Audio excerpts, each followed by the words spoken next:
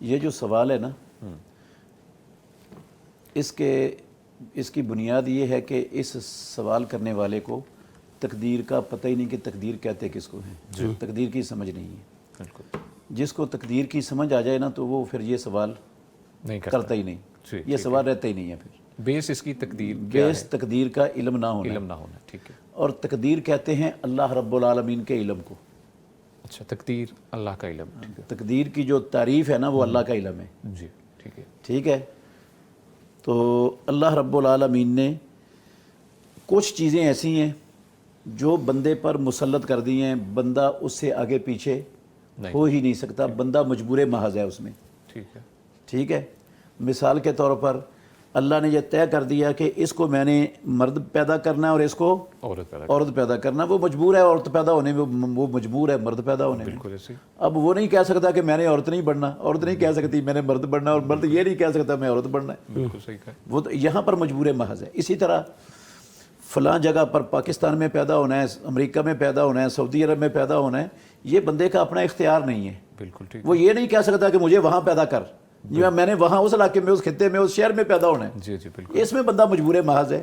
ٹھیک ہے۔ اسی طرح جو ہے نا وہ اپنا روزی، اچھا روزی وہ اللہ نے طے کر دی ہوئی ہے، لکھ دی ہوئی ہے۔ اچھا ٹھیک ہے۔ وہ انسان اس میں مجبور ہے، جتنی اللہ نے لکھ دی ہے نا اس کا ایک لقمہ بھی چھوڑ کے نہیں جانا اس نے، اور جو نہیں لکھی ہوئی اس کا ایک لقمہ کھا بھی نہیں سکتا۔ وہ طے شدہ ہے، یہ بھی طے شدہ ہے پہلے، یہ بھی طے شدہ ہے، یہ اللہ نے لکھا ہوا ہے، اس سے آگے پیچھے نہیں ہو سکتا۔ اس میں انسان مجبور ہے۔ لیکن یہ جو ہدایت اور گمراہی ہے، جی نیکی یا بدی ہے، اس میں انسان کو اللہ نے مجبور نہیں کیا۔ بالکل، انسان کو پروردگار نے پیدا کر کے سیدھا رستہ بھی بتا دیا، جی الٹا رستہ بھی بتا دیا، جنت والا بھی اور جہنم والا بھی، کتابیں بھیجی، رسول بھیجے، بالکل واضح کر دیا۔ علی المحجۃ البیضاء لیلھا کنہارھا، بالکل واضح جب ہو گیا، اب اس رستے پر لا کر اس کا انجام بھی بتا دیا، سب کچھ سمجھ آنے کے بعد اب اللہ نے بندے کو مکمل اختیار دے دیا۔ ٹھیک ہے۔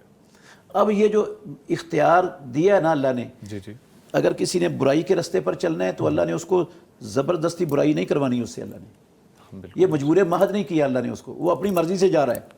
اور اگر اس نے سیدھی راہ پر چلنا ہے تو اللہ زبردستی اس کو سیدھی راہ پر نہیں چلا رہا، وہ مجبور محض نہیں ہے یہاں پر، وہ اپنی مرضی سے چل رہا ہے۔ لیکن پروردگار کو ہمارے پیدا ہونے سے پہلے پتہ تھا، وہ علام الغیوب ہے، علیم بذات الصدور، اس کو پتہ تھا کہ اس بندے کو اختیار دینا ہے، اور اس نے اس اختیار کو صحیح استعمال کرنا ہے یا غلط استعمال کرنا ہے، یہ اللہ کو پہلے پتہ تھا۔ اچھا ٹھیک ہے۔ مجھے اختیار اللہ نے دینا تھا، دے دیا اللہ نے، ان نیکی اور بدی کے دونوں راستوں پر لا کر کھڑا کر دیا، دونوں کا انجام بتا دیا اور اختیار دے دیا۔ اب اللہ کو پتا تھا اس نے سیدھی راہ پر چلنا ہے، اس نے میرے لیے لکھ دیا یہ جنت میں جائے گا، یہ پہلے سے لکھتی، پہلے سے لکھا ہوا ہے۔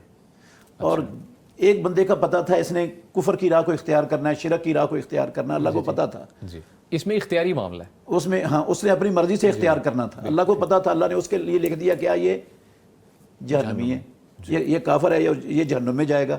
یہ جو اللہ نے فیصلہ کیا ہے نا جنت کا یا جہنم کا، اچھائی یا برائی کا، یہ جو بندے نے کرنا تھا اس کی بنیاد پر اللہ نے کیا ہے۔